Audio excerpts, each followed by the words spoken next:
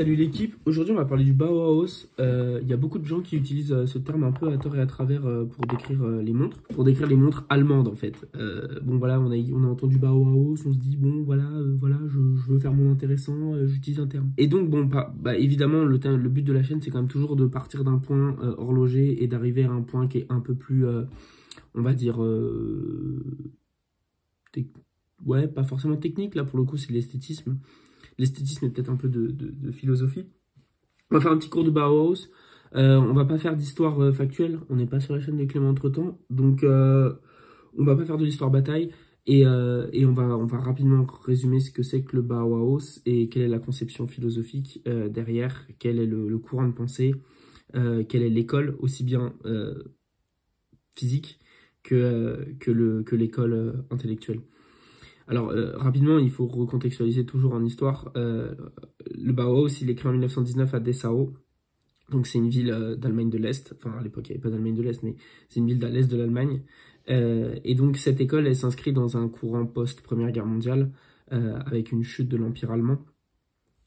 Une chute de l'Empire allemand, ça implique, comme toujours quand il y a des chutes de système, un rejet du système précédent. C'est-à-dire que le système précédent, il va toujours être décrié, etc. Et on construit le nouveau système en opposition à l'ancien. Exemple, Révolution française, République, etc. Donc, dans ce contexte-là, en fait, on a l'ancien système aristocratique, qui promulguait une vision de l'art qui est très classique, qui a commencé avec les philosophes antiques et qui s'est développé par la suite, surtout avec Kant, qui a écrit beaucoup sur l'art. Donc, avec le clivage entre les arts majeurs et les arts mineurs, les arts décoratifs et les beaux-arts.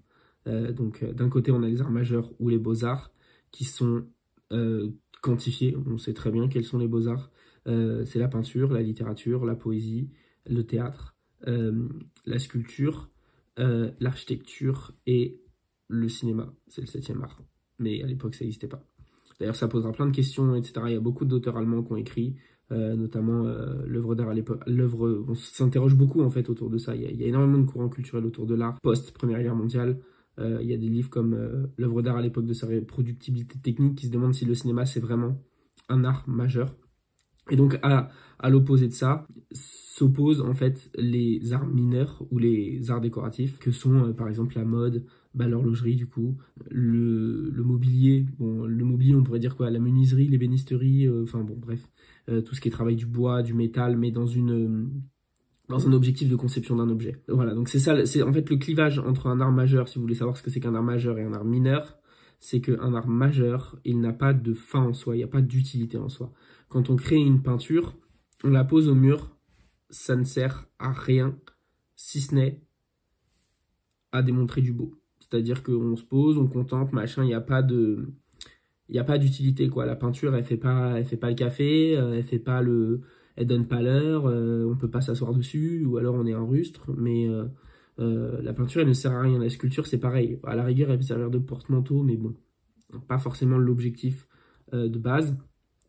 A contrario, une montre, ça sert à donner l'heure. Un canapé, ça sert à s'asseoir. Une chaise, pareil. Une table, ça sert à manger. Et en fait, donc on a tout ce clivage-là. Et le Bauhaus qui se construit donc du coup après ce clivage, c'est une vision aussi très aristocratique de l'art, hein, il faut le dire. Et souvent le Bauhaus qui veut dire, le Bauhaus il a eu pour vocation quand même, ce qui n'était pas le cas au début, mais l'école elle a quand même tendance, et c'est pour ça qu'elle a été interdite par la suite pendant le régime nazi. Elle a tendance quand même à être assez gauchisante, entre guillemets. On a un rejet total de la conception aristocratique. En France, c'est le dadaïsme, le penchant de ça, dans cette vision de l'art. Donc le Bauhaus, elle est créée, et en fait, l'objectif, le postulat de base du Bauhaus, de l'école, c'est de détruire la frontière entre l'art et l'artisanat. L'artisanat, c'est les arts décoratifs, et l'art, c'est les beaux-arts. Donc on détruit cette frontière entre l'art et l'artisanat. L'objectif, c'était en fait de former des artisans qui soient des artistes. Et en fait de détruire ce terme. Pour le créateur de l'école, il n'y a pas d'autre objectif à la matière que la construction. C'est pour ça qu'elle s'appelle Bauhaus. Bauen en allemand, ça veut dire construire. Et donc tout n'est que construction, tout passe par la matière. Il y a plusieurs années d'enseignement, tu as les 6 premiers mois où c'est on va dire un apprentissage théorique, et ensuite c'est scindé en plusieurs classes. Il y a des gens qui vont apprendre le métal, d'autres qui vont apprendre l'architecture, donc tout ce qui est construction avec du béton. Il y en a d'autres qui vont apprendre le textile. D'ailleurs, c'était souvent réservé aux femmes, parce que cette filière elle était un peu méprisée, entre guillemets. Il y a tous les métiers. Enfin, tous les métiers, tous les matériaux. Il y a la couleur aussi. Il y a une classe il y a une classe Farben. Bon, ça, j'ai pas trop compris en quoi ça consistait, mais bon, visiblement, ça fait kiffer. Et donc, de ce postulat-là de base de la destruction du clivage entre l'art et l'artisanat, découle une assertion qui est souvent, en fait, décrite comme le postulat fondamental, mais qui en fait est juste une résultante de la construction intellectuelle, c'est la forme sur la fonction. C'est-à-dire que tous les objets qu'on créera, il n'y aura pas de... L'objectif n'est pas la forme, l'objectif n'est pas le beau en soi, le beau vient avec la fonction.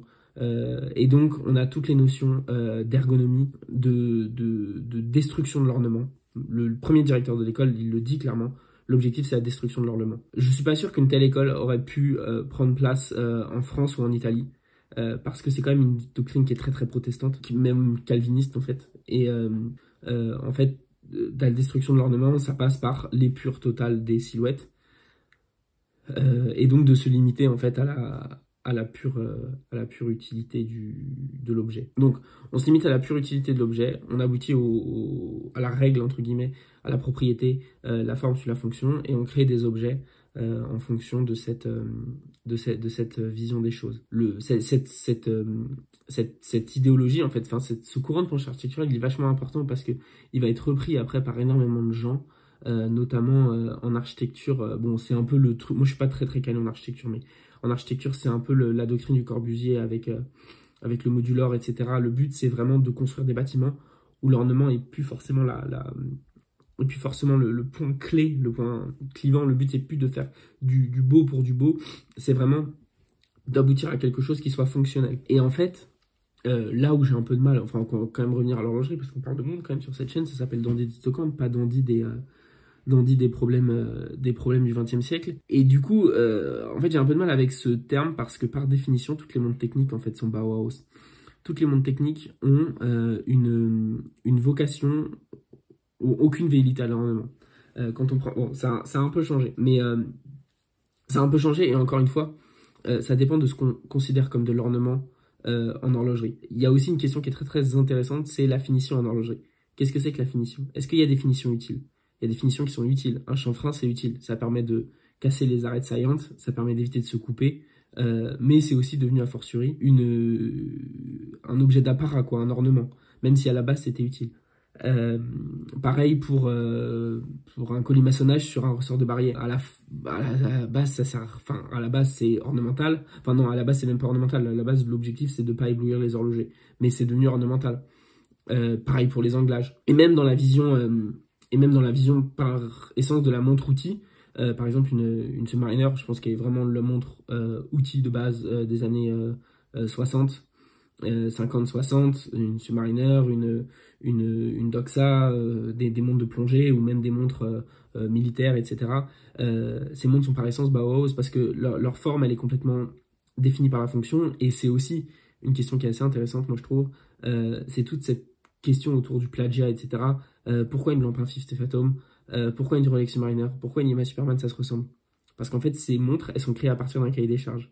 Et à partir du même cahier des charges, qui est grosso modo plongé à 300 mètres, avoir de la luminescence, des index qui sont assez gros pour qu'on puisse les voir à des profondeurs importantes, et ben en fait, on obtient des montres qui ont peu ou prou la même forme. Et c'est très difficile de réinventer une plongeuse, en fait. C'est très très difficile de réinventer une plongeuse parce qu'on a un cahier des charges qui est ultra défini. Et ensuite, à partir de ça, pour obtenir la créativité, c'est très compliqué. Ce qui fait qu'on a des montres, bon après il y a des gens qui font pas d'efforts, hein, mais ce qui fait qu'on a des montres qui se ressemblent énormément. Des montres de l'époque, hein, parce qu'ils ont un peu tous sorti leurs trucs sans se concerter.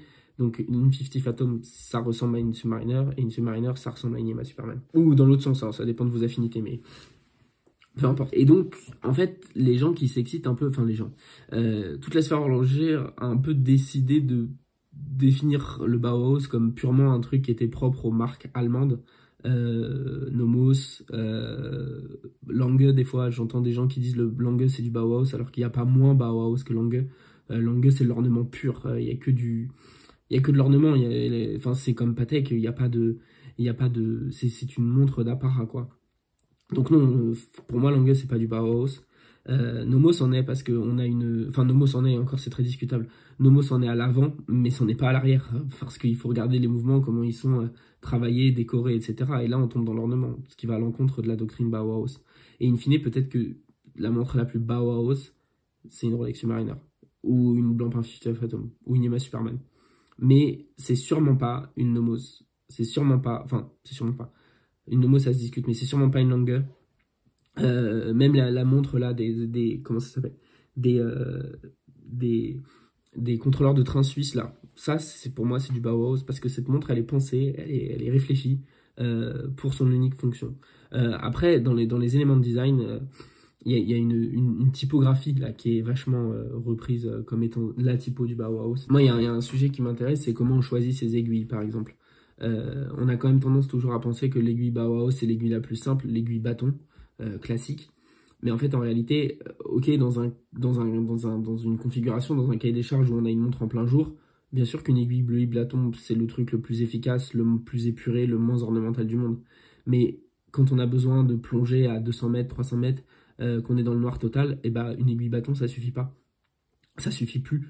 Il faut peut-être aller un peu plus dans un truc technique où on a une différenciation totale. Et en fait, in fine, l'aiguille Mercedes, c'est absolument Bauhaus parce que on réussit à différencier l'aiguille des minutes et des heures par leur forme. On a une aiguille bâton qui est l'aiguille des minutes, enfin pas bâton mais enfin je sais plus comment ça s'appelle, flèche, non même pas flèche, enfin une aiguille qui est quasiment bâton avec une pointe donc qui est vraiment rectangulaire, parallélépipédique. Et l'aiguille des heures, elle demeure ronde. Donc on a un clivage total dans les formes. Et donc qui en fait, enfin le cahier des charges nécessite cette adaptation du design. Et là, on peut clairement dire qu'on est dans ce cas de figure où la forme suit la fonction. Ensuite, dans la notion de base, dans le postulat de base de détruire le clivage entre l'art et l'artisanat, il y a dans l'horlogerie enfin, il n'y a pas réellement cette notion en fait, parce que maintenant le paradigme a totalement changé, on n'a plus besoin de montres, on n'a plus besoin enfin, on n'en a plus l'utilité pratique. Donc voilà, donc moi je pense qu'une doxa c'est autant Bauhaus dans la conception même, dans l'idéologie, dans la démarche en fait idéologique qu'une Nomos, voire peut-être même plus. Ouais, sans doute même plus. Je pense qu'en fait, l'esthétisme Nomos, l'esthétisme Nomos, parce que Nomos, c'est vraiment un cas à part. L'esthétisme Nomos, il est vachement plus orienté sur le design scandinave, qui, bien sûr, est une école dérivée du Bauhaus. Mais en fait, il y a déjà un parti pris, en fait, de forme. On peut pas dire que ce soit uniquement le cahier des charges qui guide la création de la montre. C'est pas vrai. Donc pour moi... Pour moi, le Bauhaus, c'est vraiment un terme qui est ultra galvaudé en horlogerie. C'est un peu un terme valise où on a mis toute l'idée, enfin toute une espèce de gloobie, d'un corpus qu'on a mal digéré et on s'est dit bam, c'est Bauhaus. Donc je pense que voilà, c'était ma petite explication. Encore une fois, je suis pas prof de design. Je vous apporte ma connaissance et ma sensation des choses. N'hésitez pas à me critiquer en commentaire, c'est fait pour ça. Et puis je vous dis à la semaine prochaine. Portez des montres, achetez pas de Nomos, c'est moche. Mais kiffez quand même.